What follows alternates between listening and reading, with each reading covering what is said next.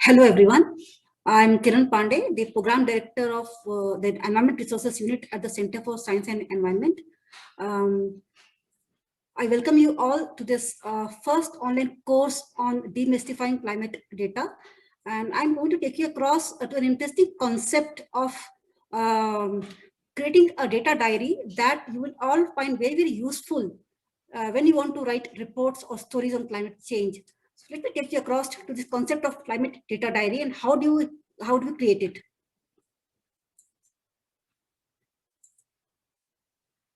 I'm sure most of you will agree with this, that all of us have two kinds of data with us. The first kind of data that we have is the work that we have done and the data that has come out of that work. For example, if you're a researcher, you have your own data that has been generated. If you're working in a government department, you have collected data from your field reporting, from your field work. If you're a project officer, you have data that has come out of your project reports. But we also have to know what is happening on the other side. And which means we need to have access to data that we do not have. And we need this because we want to add another perspective to our own research. If you're a journalist, you want to add additional value to your story. If you are again a project officer, you want to have different perspectives in your project report. And many other reasons behind this. At the same time, in both the cases, the data that we will need will be of various periodicities. We may need to have data on a daily basis, on a weekly basis, on a monthly, and even on an annual basis. For example, at CSE, data has been at the center of our policy, research, and advocacy work for over 4 decades now. It has provided us useful insights. And if you see each one of our report that we come out with very often as a knowledge product has data as evidence. Why? Because we believe that it helps us tell our perspective better, like evidence. It does help in creating influence and impact also. Interestingly, nowadays, in the new media age, where all of us are on new platforms, for example, on Facebook, Twitter, LinkedIn, and various other platforms, we have been using data in various innovative ways to reach out to these platforms. Because a single number tells you the complete story. You can see these screenshots of various ways in which we have been using data at the center. You'll come to know more about this as we go further into the training. For example, the first screenshot that you're seeing over here is from a set of posters that we have designed to show how climate has been impacting India. The second set you're seeing over here is something to do with COVID and how India has been impacted by the COVID pandemic. The third screenshot that you're seeing over here is a smart data card that we come out with every day using the numbers on the COVID at a global level. The third is a data card in Hindi, India's national language, because we also have a Hindi magazine.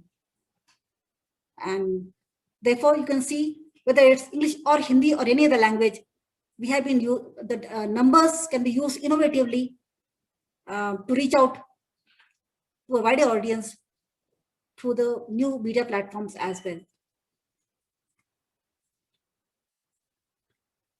As I told you, each one of our product uses data clearly as an evidence, and it definitely helps us tell our perspective better and with a lot of confidence. This is again a screenshot of few of our products that we have come out on climate change. And these are books, the fact sheets, these are posters. Again, for a variety of audience groups. For example, you can see on this screenshot itself, you will find that some of the books are meant for researchers, policymakers. There's another interesting book that is meant only for students, for younger audience. But the common thing about these products is numbers have been used very, very creatively in each of our publications. Now let me come to the topic, climate change. See, climate change is a multi-sectoral subject. If you're a journalist, I often say it is everyone's beat. And therefore, each one of us needs to understand and uncover the science and politics of climate change. We need to understand the global developments with the national, regional, and local perspective. As you must have heard by this time, what Richard said. Richard Mahapatra has already informed you of how climate change is a global subject, but has a local impact. Similarly, a local climate development will also have an impact on the global scenario, which means we have to understand it from both the perspectives. And in this context, evidence-based writing and reporting will be very, very important, because you will always find there are two groups who talk about climate change. And one of the groups agrees that yes, it is a challenge, it's a threat to our humanity, whereas there are also climate deniers. Now, if you have to prove your point, you will definitely look for critical evidence, and there numbers are very, very important. But let me make things very clear. Numbers have to be used very innovatively. When we talk about data and numbers, it doesn't mean that we don't have to track other things, other sources. As a writer on climate change, as a researcher on climate change, you have to be on your mark. You have to remain up to date on what's happening. That means you have to track events on climate and developmental issues.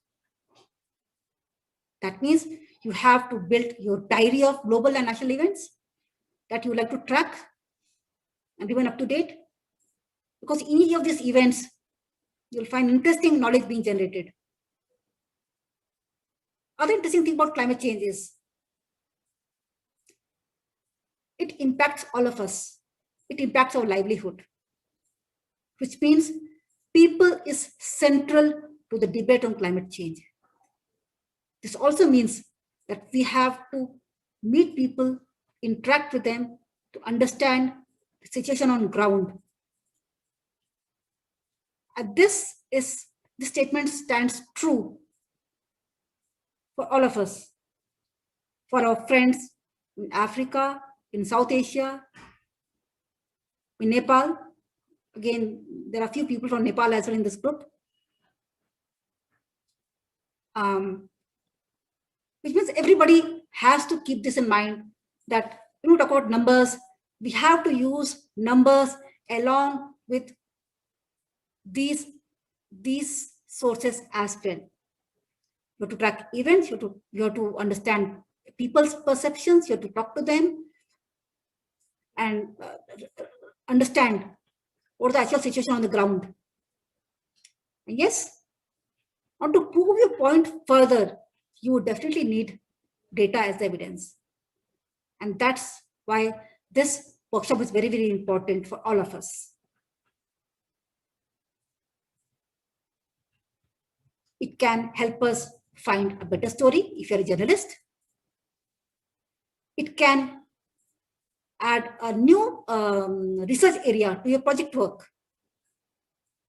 If you are a government official, you will find a new challenge altogether to work upon. Again, it's not just challenge. The numbers can also drive you to an opportunity that exists, that is not visible to us. And if numbers, if used innovatively, can also have a high recall value of your story, of your project work. And as I already told you, that the numbers, if used innovatively, will also help us have wider impact on the new age platforms. So, it is important. We should meet data, have a strategy behind it. In short, we have to have a personal data diary that I'll take you across on how do we at CSE work around it. So when you want to create your data diary, what's the basis for that? How do you identify? What sources should you include in your diary? What kind of numbers should you look at? What's the criteria that you should keep in mind? So let me list a few indicators that you should keep in mind when you look for good data sources with good, reliable numbers and data. First and foremost thing is that the source should be authentic, reliable, credible. It should be a source that generates data on a regular basis. Why? Because as a climate researcher, as a climate reporter, as someone who works on climate related projects, these numbers will help us identify the trends, the historical trends, and the future as well. As I often say, the devil lies in the data.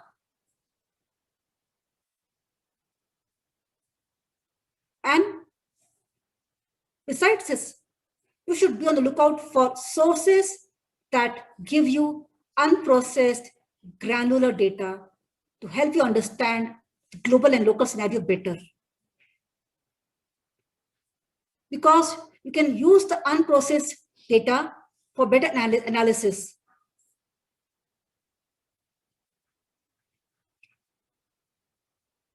You should look for data that's easy to operate upon, which means the data in open access format will be very easy to use, and it's a friendly format for all of us. And the good news is most of very good websites, nationally and internationally, believe in this.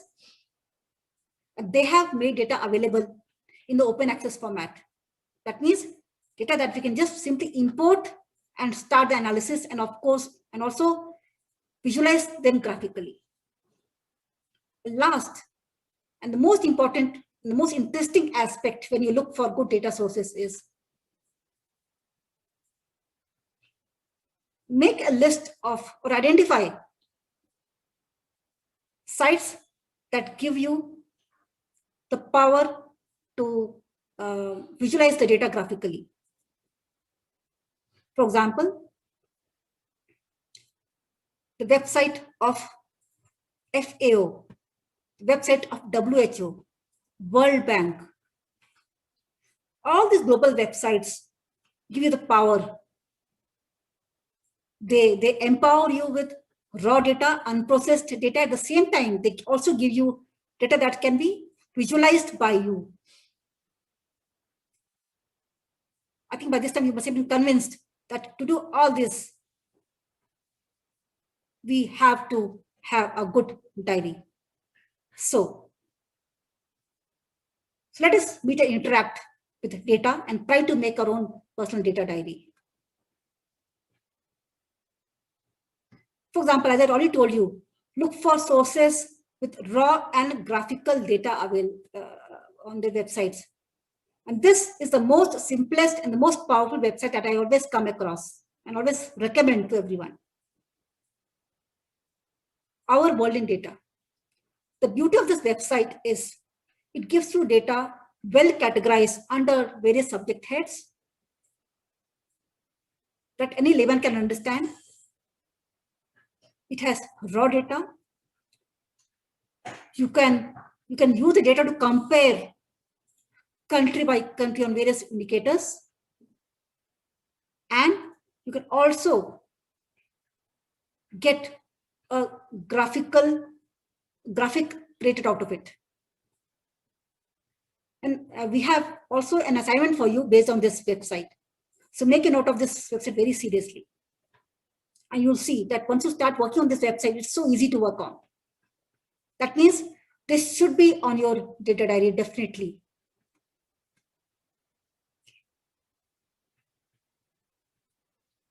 So all of us agree that we need to create a data diary. Why? Because it will, of course, save our time and effort. It is definitely a quick guide to our to the various resources. It's like all of us have visiting cards of our friends, of our close contacts. Similarly, it is your guide to the online resources and of course offline too. It consists of addresses, which means it has websites. But remember one thing, merely having a list of websites is not sufficient. You have to visit them regularly to understand them better. Because they're also dynamic. So the message is, do visit these sites that you have in your data diary regularly and make friendship with these websites, not just the websites, but the data sets that these websites provide you. Because the wealth lies in the data sets and that are often hidden behind in the deep in these websites. Okay. And so as you create your list, make a note of the ones that are released regularly. For example, websites that release numbers regularly on a weekly basis, monthly basis, annual basis should be on the top. And the beauty of this will be, you can look for trends by combining these, you can analyze them and create your own data set. And that could probably give you a new insight altogether. This is especially interesting when you talk about climate change, because it is a multi-sectoral subject. Climate impacts different sectors. It impacts agriculture, it impacts forestry, it impacts livelihood, it impacts food security, and various others. It impacts health. That means when you're creating a list of your favorite websites, you have to ensure that this list covers not just dedicated websites on climate change, but you also have a list that captures all of these development challenges in your country, and at the global level as well. Because you will need to compare the local developments, local impacts with the global scenario as well. Okay. And when you combine various numbers from different sources, on different subjects, okay, you'll definitely find a new story emerging from this, and that would be a story on development, story that will affect our lives. And if you're a journalist, remember, a story that creates empathy, a story that gives you a new angle altogether, okay, would give you a leverage over others. Because most of the journalists are always looking out for breaking stories. And believe me, there have been instances when we have combined numbers on different subjects from different sources and have given a new research that has been very, very impactful. So again, I'll repeat, maintain your diary of data sources and relevant data sets in them. It's very simple. Your listing of data sources could be as simple as this. You can see the screenshot. You will wonder, why I'm talking about pollution over here? Why forest? As I told you, climate change is a multi-sectoral topic. That means your data diary should have resources that give you data on not just climate change, but other development aspects as well. This is another format of data diary. It has some additional details. For example, it tells you the periodicity as well. The first row in the screenshot that you're seeing can be used by us to track numbers, global numbers on sustainable development goals. Similarly, the second one in this screenshot is on Africa. The source for this is African Development Bank. It covers a variety of subjects. They come out with several annual reports, annual publications. For example, African Economic Outlook is one of the most important publications that comes out from this bank. So I have made a note of it over here. Similarly, third row in this screenshot, Central Pollution Control Board. It gives me numbers on air pollution. And there is a link between climate change and air pollution, which means we can combine numbers on climate and air pollution and again give you a new perspective altogether. They're just examples. Okay. But the message behind this is that your data diary should have list of resources that capture not just climate change, but other developmental issues as well, ranging from agriculture, food security, health, forest, pollution, economy, and people, and many other aspects.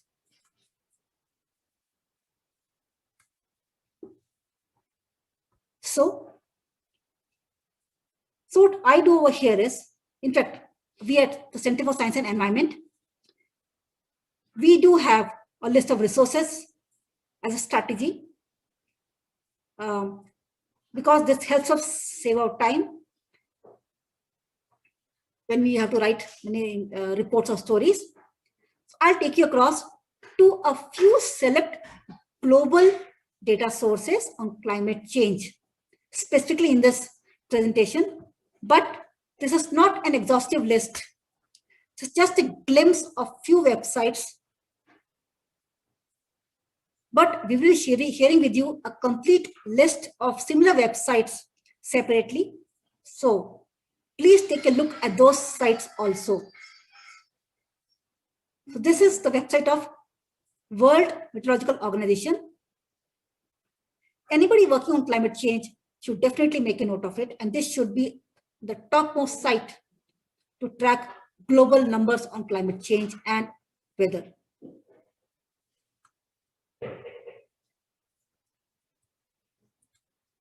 Now, on WMO website, please ensure that you take a look at the state of Environment, State of Climate Report 2020. The State of Climate Report 2020 that WMO has come out gives you interesting numbers and the most recent numbers on climate change and other indicators. Again, I'm telling you, this is just a screenshot of the WMO website, but you must know what is inside the WMO website. It has numbers on weather, climate, water, environment. But the most recent resource that this site has, that this organization has released, is the State of Climate 2020. Please do take a look at it.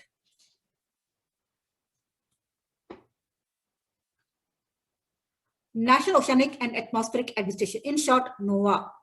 NOAA is another interesting and very resourceful website to understand climate related challenges. Within this website, don't get lost.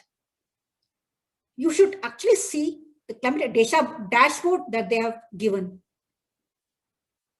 This, as a screenshot shows, this gives you numbers on the temperature, carbon dioxide emissions, many other indicators. But check, so besides other aspects of this website, look for the climate dashboard. World Resources Institute has come out with an interesting Climate Data Explorer. Now, this is for our friends in India, in Africa, and other parts of South Asia. They have country-wide numbers on climate change. Again, as I told you, it is a site where you will find raw data, unprocessed data, and data that can be visualized. You can create a data card for your own country by seeing this website. Again, it's not just numbers that you have on this site. It also has interesting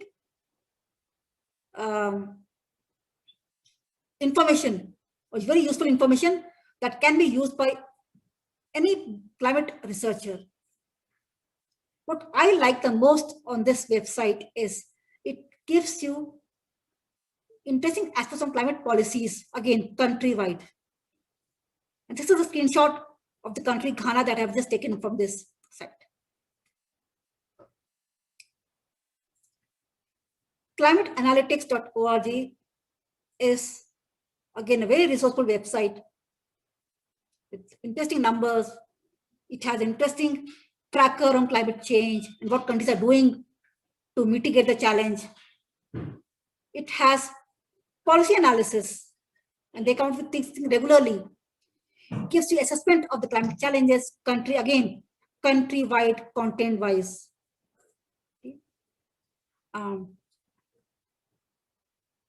So once again, you can see the screenshot over here.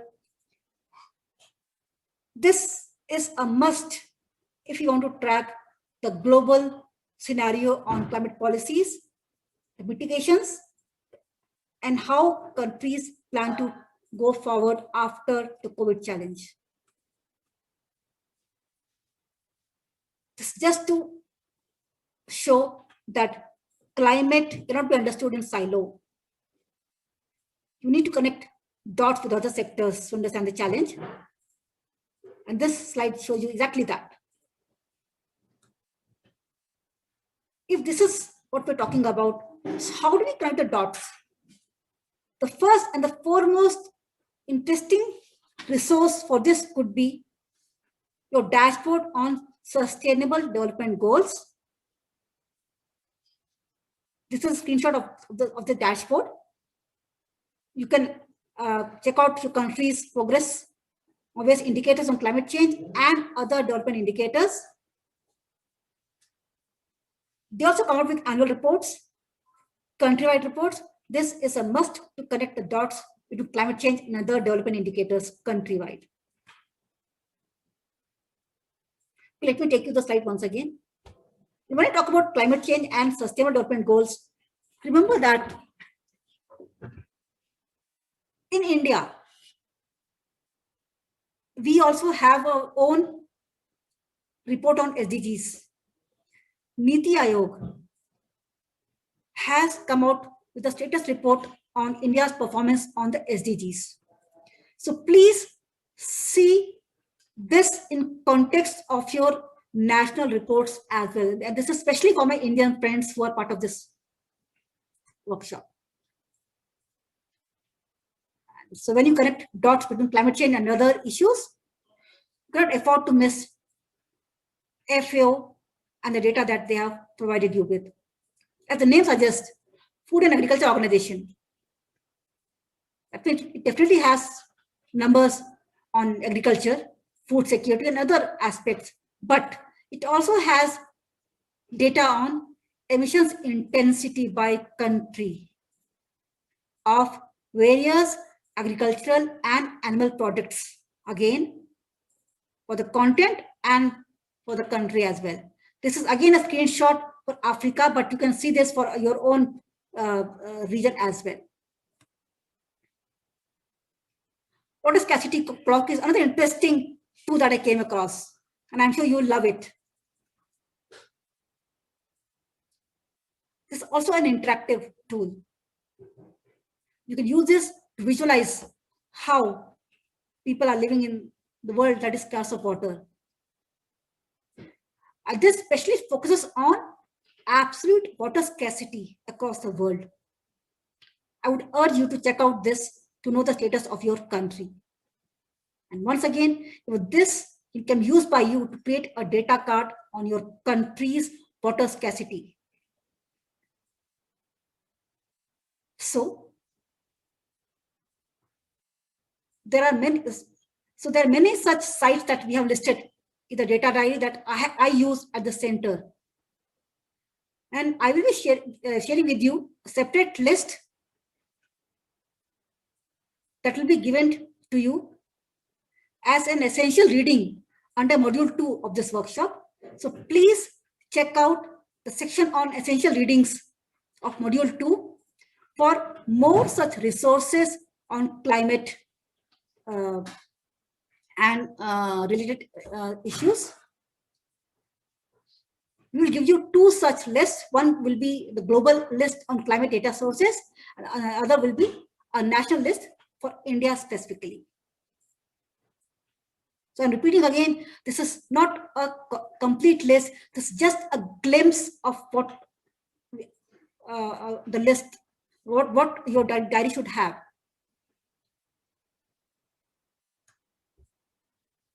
As I told you, we follow this practice at the center. And it's especially important for me because I come out with a State of India's Environment report in figures every year. That means I'm supposed to know what is happening and where the numbers being generated on a regular basis. And I am sure you also would find the practice of creating data diary very useful for your own work. I know most of us actually depend on Google for all our information data requirements. But when all of us depend on Mr. Google or Miss Googly, data diary is a tool that is a must when we all are drowning under data deluge or information overload.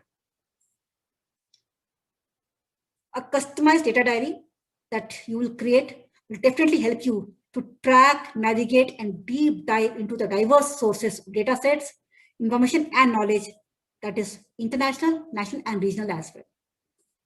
Believe me, this is actually a good practice when Google rules. And I would love to see your data diary. So do share it with us at my email ID given on this presentation. And thank you so much.